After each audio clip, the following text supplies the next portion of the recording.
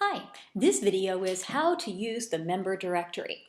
Now, you'll see up on our front page, I've probably mentioned before the profiles of the week, and those are random. If you see a profile of the week that you think is interesting, you can click on it and access it right here. This happens to be Dan Goggin. He wrote the Nonsense musicals. I worked with him several years ago. He's a really, really nice guy, and he is a member. But that is just the profiles of the week. That is a whole separate issue. And yes, the pop-up's there because I'm not signed in. But let's look at the actual member directories. Let's go to New York. Every single page has a member. Look at that. Look at that. We have another blank avatar. You miss so much of a chance when you don't have an avatar up, your headshot or your logo or some little cartoon or something. Because what happens is this is the newest member for this particular city. So any of the cities that you go to, again, you've got, and there's another one on LA. Okay, let's try Chicago and see if we're any better here. Yes, yes, our newest member actually has a profile picture up. So she's featured.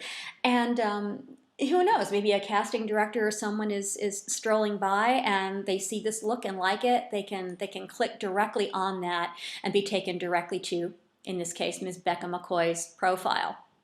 So please, please put some sort of avatar up in there because you won't always be there. That's always the newest member. So these are different on every single city page, but the member directory takes you to the same spot every time. And here we go. There's the member directory, of course, the usual thing, alphabetical, the different pages, whatnot. Any of these you click on will go directly to their profile. This is just their home bases, and those go to the cities. And these are how many pictures they have posted. Some people tend to post more than others, and that's great. We love to see your photos. For right now, though, that's really all that you see. If we click on Aaron's profile, there we go. You can see his pro-to-pro listing, you can see his posting history, you can see his photos, you can click on the links that he's provided.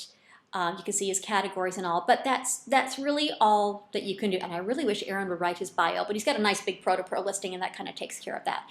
That's really all that you can do. Now let's see what happens when we sign in.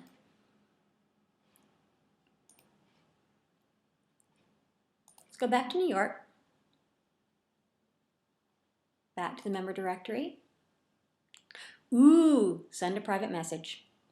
All of a sudden, everyone who's opened themselves up for private messaging, there it is. So let's say now we want to send Aaron a private message.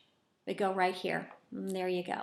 So you may not know Aaron, but Aaron is a member and he's someone that maybe you would like to work with or you've seen his work and you want to drop him a note. You do it here. It's going to go into his message box, which is on his profile and is available up here. And if he has set it up this way, it will also go to his regular email. So you don't have to wait for him to come back and check the site. He'll get it in his regular email. Not everyone does that, but most people do. Okay, one more look. And I want to show you how to search. We've got a regular search bar we just went past, but there's a regular search bar up here on every page. But here you can use these filters. So let's say that you're trying to find in New York. I'm going to use New York just because that's my home base right now. Let's say you want to find someone who's listed themselves. They've ticked off the musician box on their profile. There we go. Automatically, those are the people who have listed themselves in this city and as musicians. Let's change that. Let's go to Assistant Associate Director.